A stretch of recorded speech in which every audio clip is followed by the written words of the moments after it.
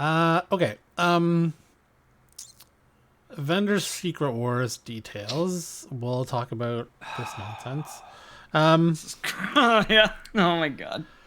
Okay, Avengers Secret Wars new details emerge about Marvel Studios for a full-blown MCU reboot. The multiverse saga hasn't been quite as consistent as the Infinity Saga, and it's still not clear where Marvel Studios is taking us with this area of storytelling. I guess we should know more in about 6 weeks, given Loki comes out in 2 weeks. Yeah. We've been introduced to the concept of alternate realities, variants, and even TVA, but rumors continue to swirl about Kevin Feige's Endgame. Piecing together the many rumors, it sounds like Kang the Conqueror will be Avengers: The Kang Dynasty's big bad, which is obvious, I think, at this point, because they titled it the Kang Dynasty. This is news, I guess. With the Beyonder, I don't know. Maybe they're referring to the fact of there's obviously heavy rumors going around that they're trying to swappy. We'll see. So with the Beyonder, likely another Kang variant taking center stage in Avengers Secret Wars. It's been previously said that the latter movie will reboot the MCU with Earth 616 replaced by a new sacred timeline we assume will include the X-Men. That's got to be easier than suddenly throwing mutants into the X-Men-less world we've been spending time in since 2008's Iron Man. Anyway, now a couple of reliable social media scoopers chimed in to reiterate that Avengers Secret Wars is expected to be a star-studded blockbuster, which not only bids farewell to the MCU, but every Marvel movie that's come before it. Kind of knew that, for fuck's sake. Like, the result will be an all different MCU, presumably with different actors playing Captain America and Iron Man. Then again, it's possible we get a combination of new and returning faces. As of now, Avengers: The Kang Dynasty was still set to be directed by Destin Daniel Cretton. Seeing as Shang-Chi and the Legend of the Ten Rings filmmaker was working on Wonder Man for Marvel Studios prior to the WGA strikes, he clearly still has a good relationship with them. We know that it's pretty much been confirmed that Jeff Levinus was fired, so they're having another. I mean, I don't know if he was fired. He was let go. I mean, come on, Quantumania was not good. Why would you give that? Like, if a writer writes a good movie, and sure, the director can screw it up, and sometimes it doesn't always translate. But if he writes a bad movie and the director makes it not better or worse, why would you give either of them a chance again? Like, if it's a good script that just didn't come out well, then sure, you give the writer another chance. You just get rid of the director. But they're not getting rid of. Wait, who directed that? I don't even remember.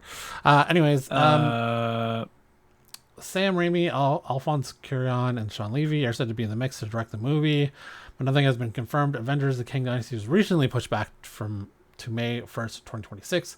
Secret Wars on May 2027. Yeah, it would be. This is probably the better idea to completely wipe it and not completely wipe it, but wipe it and start over where you don't have mutants all of a sudden show up. You could pull in whatever. Say there's a combining of timelines or two universes. You can pull in who you want to keep, like a new Thor. You keep Shang-Chi, you keep Kate Bishop, you keep She-Hulk, you probably keep Mark Ruffalo too. And then you get a new Iron Man, you get X-Men, you get new villains, Xavier, Magneto. I feel like we're gonna get new core, you know what I mean, characters. But again, I don't think it's gonna happen until. You think they'll switch the Avengers to different characters, or they'll recast, like new Cap, new Iron Man, new Tom Cruise is now Iron Man?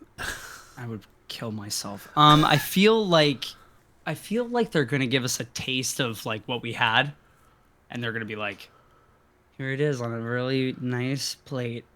Look at the plate, and look at all this stuff, and then they're gonna go, and then just new shit. So There'll still be I crumbs feel- left over though from the old. Yeah, one. yeah, like the crumbs. You know what I mean? Like you get a Yeah. little crumb. Like Clint gets to stay the same. He's got no powers. Who the fuck Sure. cares? You know what I mean? He's a human now. He's a human again. Like, you know what I mean? Cool. He in terms of acting, Jeremy Renner, his Mayor of Kingstown got renewed for season 3 like 3 weeks ago. Haven't So watched he's it. I guess he's back to be ready to act again. If his season got renewed, which I actually felt was good? odd because season 2 ended with like it was kind of I'd be fine with this ending and then it would never come back again. It kind of felt like it was it had a good ending to the story. Did it kind of deal with him like getting like, you know what I mean, like not coming back or whatever? Or... No, like he didn't like the character didn't die or anything. Yeah, Spoilers. okay. But it kind of felt like a completion of that storyline. Okay. It's a show based on Kingston, eh? Really? Yeah, the Hugh, the guy from Headstones, created it with Taylor Sheridan from Hugh Downs about Kingston. It's because it's a prison show. It's about prisons, and Kingston has a giant prison, Right. and he grew up there. So, yeah, That's crazy. yeah. So Hugh Downey, right? Is from Headstones. I can't remember his last name. It's Hugh something. I Headstones can't lead. remember. Hugh Dillon. Although I did- Hugh Dillon. Oh, sorry. Although I did find out that somebody from the Johnstones is like super famous / rich now. Who the fuck is the Johnstones? Oh, it's from Niagara. Oh. Anyway. For something though. Something crazy. Like Anyways, I think they can keep young actors like Hemsworth said he kind of wants to be done. I don't think there's anywhere we're getting Thor 5, which is fine. no. I personally don't think that they're going to continue with any of the main actresses that have put in a decade's worth of work or 8 years worth of work. I just don't see it. They'll make new main characters though. Like they'll make a new Iron Man, even Chris Evans agreed with Tarantino last week saying that the star of Captain America isn't him, it's Captain America. And it was going to be anyone who played him. Now, I don't necessarily agree that anyone could have played Captain America and it would have been 100%. And but I would I also understand say that Cap is the star of the show, not the actor. I think I've said it before, and I'm going to say it again and reiterate. I'll say it that again. all the time. The mix and the formula of all of those movies that were good, acted well, and bangers was a combination of being able to pull information and story from previous materials, but also literally the characters melded in, the actors and actresses melded into those characters. Yeah. It gave them time to do so. It gave us time to experience them in those characters, whether or not it was positive or negative. And I think that's the other thing too, is that we got so many instances of different characters, whether or not it was positive or negative experience, that cultivated into this pretty much positive, like not outcome, but positive experience for a moviegoer, which was, what was it? 17 movies or something? 18 movies For Infinity together? For Infinity Saga? Yeah. Yeah. And that's a lot to do. It was a mix of I would say the two of those things, which was the characters and the people that portrayed those characters. Yeah, I think we're in a situation. Yeah.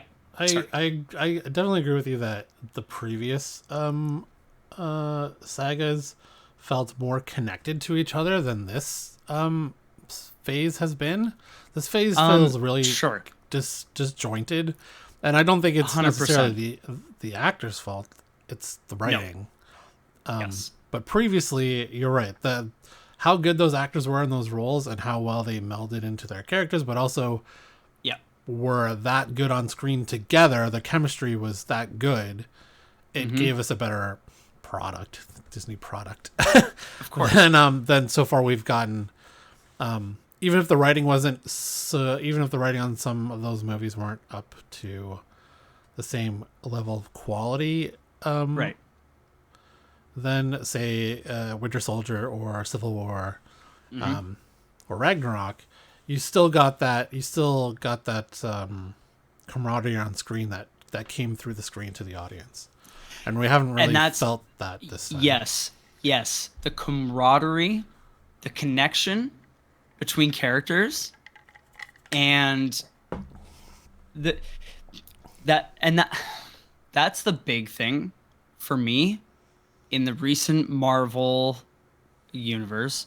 And I'm even gonna go fucking out on a limb here and also say Star Wars. Other than Andor, 10 out, like, if you're at a fucking 9.5 out of 10. Yeah. I watched 2 episodes of Ahsoka. I've watched all the Marvel shows. You know what I mean? I've done everything. Yeah. And I'm gonna say that, Obi-Wan, fucking whatever. I mean, Book of Boba Fett, Mandalorian season 3, they all felt like we were given these characters either on a new situation or a returning character or whatever, and everything felt more forced and more, I wouldn't say cliche, but let's say cookie cutter, where it was like, walks in, everyone's, and then, and then we read a bunch of bullshit. And I'm not even going to use, like, the Vesper gang, the fucking moped gang from I had no Book problem of Boba Fett. I had no problem with Whatever. You know what I mean? Like, whatever. It's more along the lines of they made them feel disconnected because of the way that they portrayed them and the way that they wrote them. And you know what I mean? Like, they could have been totally fine to the point where no one ever would have bat an eye or said anything about them if they were presented and written just a little bit differently or a little bit better. But it's situations like that where they try to, make a bunch of stuff related to what your core is, and it's lost. And that's what people get lost on, where it's like, I'm watching this for this, and then all of a sudden it's like, now I'm confused. Now, like, you know what I mean? Like, there's all this other stuff going on that I feel like the writing and whatever is trying to like put it all together. Yeah, Favreau and Filoni haven't always, well, whoever was the main writer on season 3 of Mando, they didn't, or Book of Boba Fett, they didn't knock it out of the park, but it wasn't complete trash. No, and I there wouldn't are say some so either, obviously but some at the same issues, but it wasn't as, it wasn't as good as Andor. It wasn't as good as Mando season 2. I'm checking right now, by the way. I'm using my phone because I don't want to use my Wi-Fi data. For who wrote season 3 or who wrote Correct. Book of Boba Fett? Yeah, and then going back. Yeah. You're not caught up on Ahsoka, and I won't do any spoilers. I left that on. Baylan might be one of the best new characters that has appeared in Star Wars since the original trilogy. I love his character so far, and I'm only 2 episodes in. And it's so, I don't know what people. Yeah. So fucking sad that we'll never, regardless of what happens to that character in the show. Yeah. Ray Stevenson is gone, and we're like, and they can't, like, it would be very hard to recast him, Baylan, but him, like, and Thrawn is going to be in the show. I'm not spoiling that. And I'm sure he's going to be, I mean, he's not an original.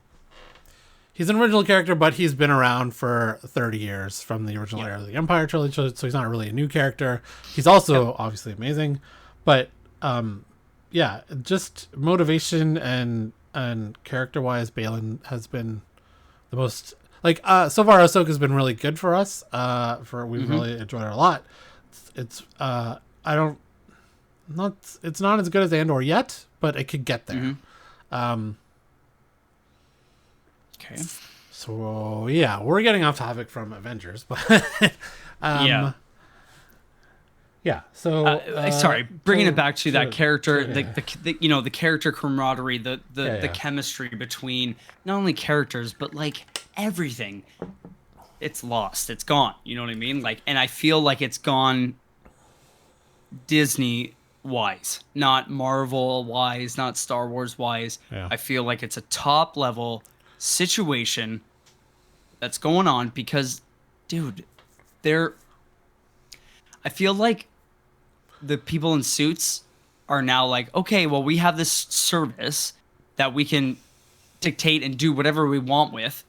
We can do, you know what I mean? It's way different than a movie. It's way different than a property that they're trying, you know what I mean? And I feel like they're not letting the right people do the creative shit that they need to. And I'm not talking about Filoni or Favreau. Yeah. Whoever. You're talking about Feige? You know what? Who was it? Oh, yeah, I don't think it was Campia, but somebody on YouTube said, give Tony Gilroy, like, creative control. Give him of Star Marvel? Wars and be like, no, of Star Wars. And be like, yo, let's plan out some stuff and do whatever, because it's like, he has a 2-season plan for Andor, and season 1 it was so good, other than like 2 hiccups. Yeah. And it's just like, have those creative people, you know, start with that and then build off that, not, you know, a factory of bullshit. If they really wanted to get a fresh slate or take, maybe, and this, I don't know that Marvel would ever do this, but when they do Secret Wars, the universe that comes after it is PG-13 hard R movies. Like, you have Deadpool, you have Blade, you have Ghost Rider. X-Men are PG-13 movies. Wolverine movies are rated R. Like, you can straddle that line and go with a darker tone. It doesn't always have to be dark all the time. We're not saying go DC and never have a fun moment. Sure. But you could drastically change the tone and flip everyone's lid. Like, did not see this coming. It's refreshing. People are always complaining how people speculate people are sick of superhero movies. Superhero movies are dead. And then you have Guardians 3 come out and makes $1 billion and like, oh no, superhero movies aren't dead. But if Marvel is going to make a big change and do a reboot that's a slate full of movies that are unlike the previous phases. Correct. In tone, in direction, in writing, in everything. Did you rewatch Eternals yet? Yeah. You said you did, right? Yeah. And did you like it more the second time around? It actually was a good story. It was too long. It looked great because she's that director is Chloe Zhao is great at cinematography.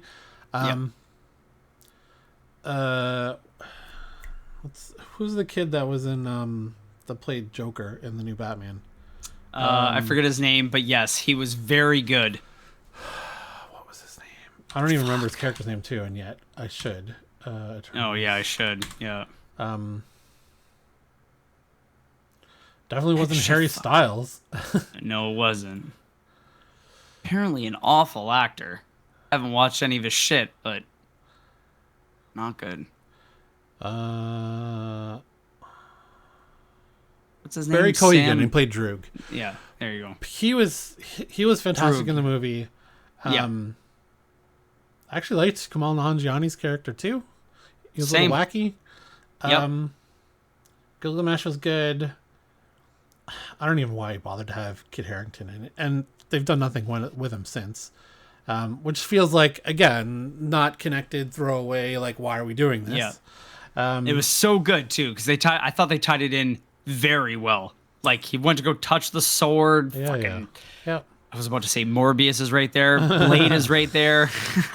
Kind of pointless to cast Angelina Jolie if they're not going to continue, or Salma Hayek. Like, yeah, like seasoned actors, they both acted. I thought they both acted pretty decently.